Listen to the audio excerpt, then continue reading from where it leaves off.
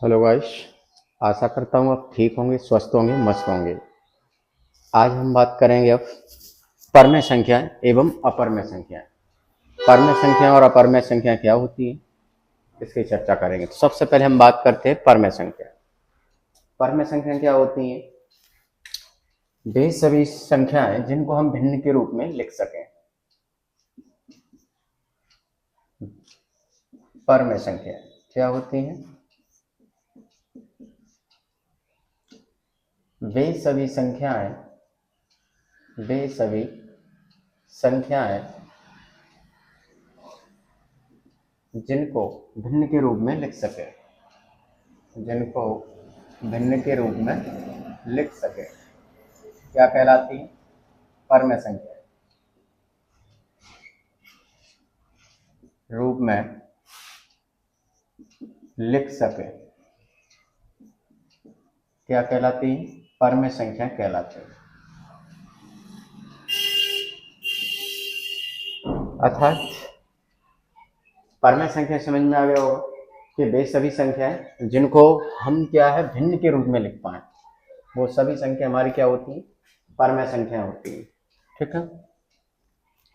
अब भिन्न के रूप में भिन्न पता ही है, जैसे फॉर एग्जाम्पल 5 है। क्या 5 को हम भिन्न के रूप में लिख सकते हैं? बिल्कुल लिख सकते हैं। ध्यान रखना, जो अकेला डिजिट होता है वो हमेशा ध्यान रखना अंश होता है और इसका हर एक होता है। ठीक है। तो अतः हम 5/1 लिख सकते हैं। अतः ये हमारी क्या है? परमेय संख्या है। ठीक इसी बात करते हैं और कैसे क्वेश्चन आता है कि जैसे 22/7 ये क्या है? परमेय संख्या है। क्या है? परमेय संख्या। जबकि मैथमेटिक्स में जो पाई का मान होता है वो 22/7 होता है, जो कि लगभग में मान लिया गया है पाई का मान 22/7, लेकिन ये करेक्ट नहीं होता है। ठीक है। ठीक। और परमेय संख्या कैसे? देखो, जैसे 0.5 ये भी हमारी क्या है? परमेय संख्या है। क्या हम इसको भिन्न के रूप में लिख सकते हैं? बिल्कुल लिख सकते हैं। कैसे? देखो, दशमलव के बाद कितना पीछे अंक रह गया? 1। तो हम क्या करते हैं? 45 लिख लिए, वैसे ही 45 और नीचे 1 लिख के दशमलव के बाद जितने अंक रह जाते हैं उतना ही 0 लगा देंगे। तो अतः ये हमारी क्या हुई? परमेय संख्या। अर्थात से काट सकते हैं। 5 2 10 और 5 9 तो अतः 9/2 हमारी क्या है? तो अर्थात क्या समझ में आए? वे सभी संख्याएं जिनके बीच में दशमलव लगाओ तो समझ जाना कि वो परमेय संख्या होगी। लेकिन दशमलव भी दो तरीका से होता है। कैसे?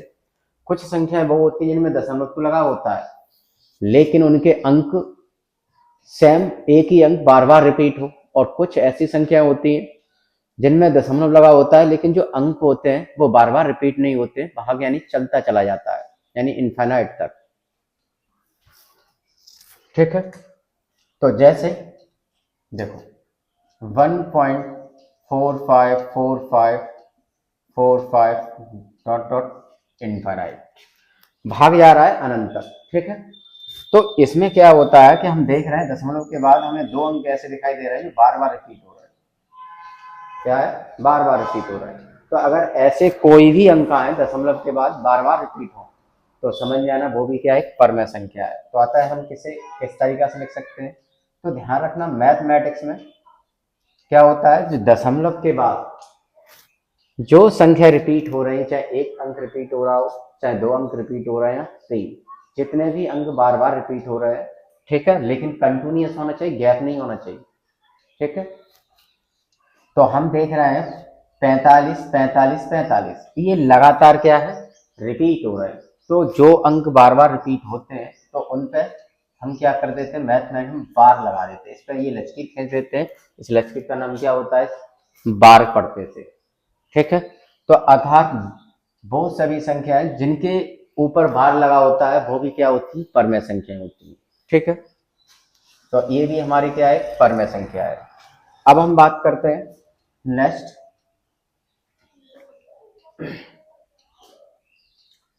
0.5 333। तो क्या अब ये परमेय संख्या होगी? बिल्कुल होगी। क्यों? देखा है दशमलव के बाद एक अंक ऐसा है जो बार बार क्या है, रिपीट हो रहा है। तो अतः ये भी क्या है, परमेय संख्या, अर्थात इसे हम बार के रूप में लिख सकते हैं 0.3 बार, और अर्थात इसकी फ्रैक्शन यानी भिन्न क्या हो जाएगी, 3/9। तो ध्यान रखना, जिस अंक पे जितने बार बार लगा होता है, जितने अंकों पे बार लगा होता है, उतने ही हर में 9 लिख देते हैं। ठीक है, अब यहाँ एक अंक पे बार लगा है, इसीलिए हमने हर में क्या लिख दिया, 9। और इसे हम सिंप्लीफाई करें, सरलीकरण करें, तो हम जानते हैं 3 का भाग इसमें कितने बार जाएगा, 1 बार, और इसमें 3 का भाग 3 बार। तो अतः हमने देखा कि ये भी क्या है, भिन्न के रूप में आ गई, तो अतः ये भी क्या है, परमेय संख्या है। ठीक है, और एग्जाम्पल देखो किस तरीका से सवाल बना सकता है। तो ये सिंपल, ठीक है। अब हम बात करते हैं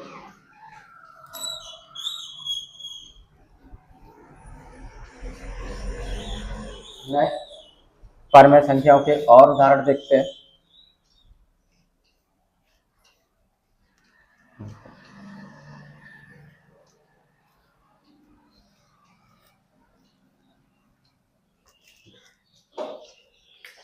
जैसे कि नेक्स्ट एग्जाम्पल देखें परमेय संख्या में, और कुछ कैसे बना सकता है परमेय संख्या। जैसे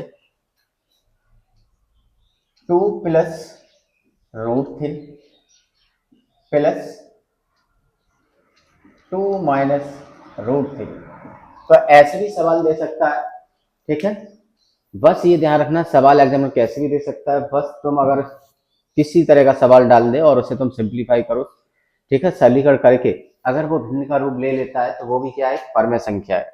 तो देखो हम इसे सिंप्लीफाई करें, हमने देखा 2 ब्रैकेट में 2 प्लस √3 और एक में 2 माइनस √3, ठीक है, जो कि एक दूसरे की संयुग्मी संख्या होती है। ठीक है, तो हम इसे सिंप्लीफाई करेंगे, सरलीकरण करेंगे, तो हम इसे ऐसे लिखेंगे 2 प्लस √3 प्लस 2 माइनस √3। तो हम देख रहे हैं 3 से 3 कैंसिल हो गया, तो हमारे पास क्या बचा, 2 और 2, दोनों कैसे हैं, पॉजिटिव नंबर है।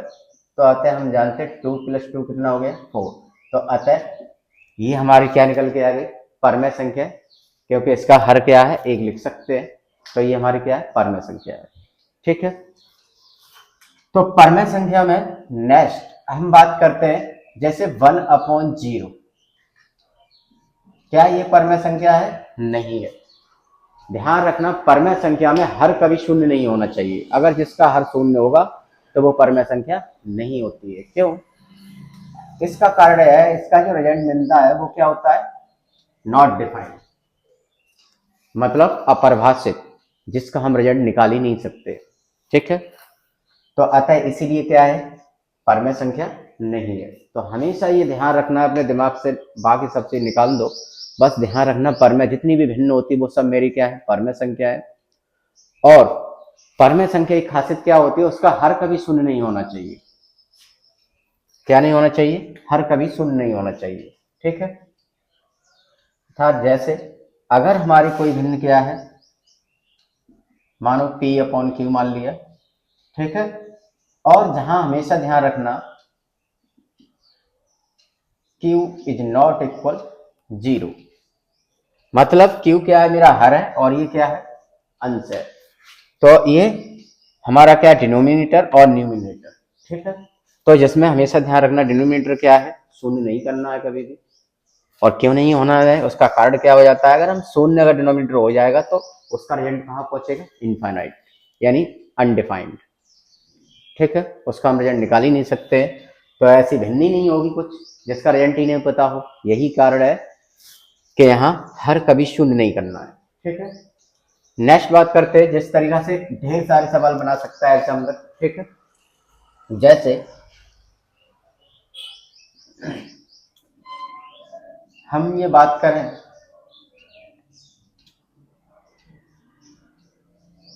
कि 1.342810351, इस तरीका से सवाल आ जाए। तो क्या ये परमेय संख्या है? तो हम देखेंगे कि दशमलव के बाद कोई ऐसा कोई अंक है जो रिपीट हो रहा है लगातार। तो हम देख रहे हैं 3 4 है, फिर उसके बाद 2 है, फिर 8 है, 1 है, 3 है, 1 है, 5 है। हम देख रहे हैं दशमलव के बाद इसमें कोई ऐसा अंक नहीं दिखाई दे रहा है जो बार बार रिपीट हो, यानी लगातार रिपीट हो। तो अतः हम इसे कह सकते हैं कि ये परमेय संख्या नहीं है। क्या नहीं है? परमेय संख्या। ठीक है। नेक्स्ट परमेय संख्याओं में देखो और उदाहरण देखना चाहे, जैसे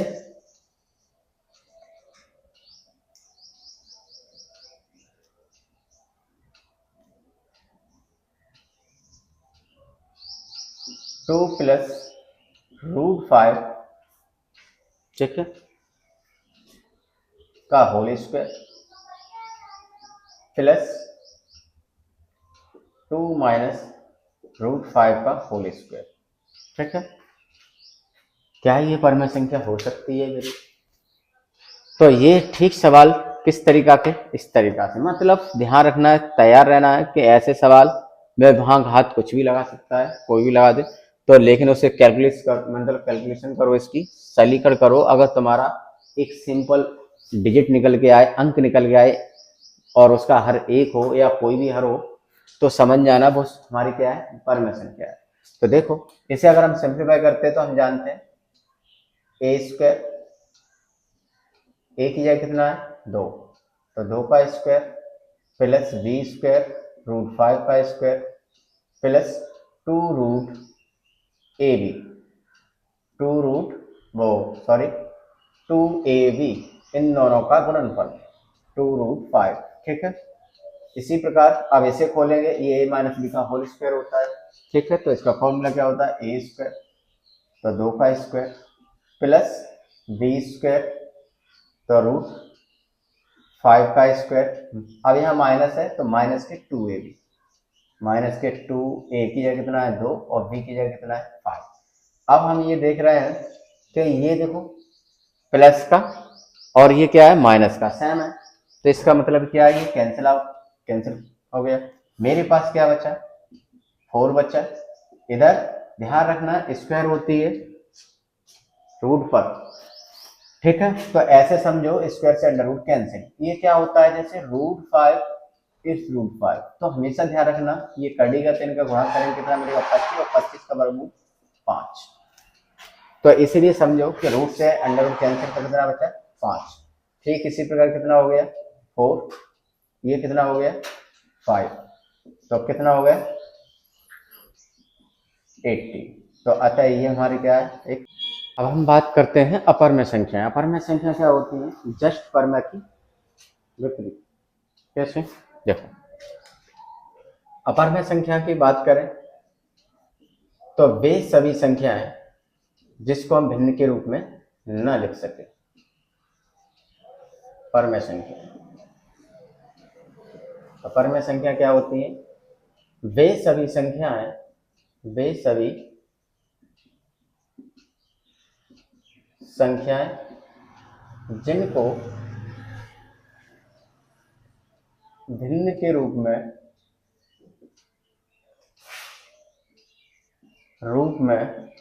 न लिख सके, न लिख सके, क्या कहलाती हैं? अपरमेय संख्याएं होती हैं। तो इसमें देखो, तो मैं अपरमेय संख्याओं के शब्द में ही दिखाई दे रहा है अ प्लस परमेय। अब का मतलब हिंदी में क्या होता है? उपसर्ग होता है, इसका मतलब होता है नहीं। ठीक है। कि वे सभी संख्या जिनको हम क्या है? भिन्न के रूप में न लिख सके। ठीक है। और भिन्न का मतलब क्या है? परमेय। ठीक है, जो हम पीछे पढ़ा चुके हैं। तो इसमें कौन कौन सी होती है अपरमेय संख्या? हम देखो उदाहरण, हमेशा ये ध्यान रखना कौन कौन से अपरमेय होंगे। देखो सबसे पहले पाई, कई बार पूछा गया है। तो ये हमारा क्या है? पाई कैसा है? अपरमेय संख्या। उसका कारण क्या होता है? देखो पाई का जो लगभग में जो वैल्यू होती है,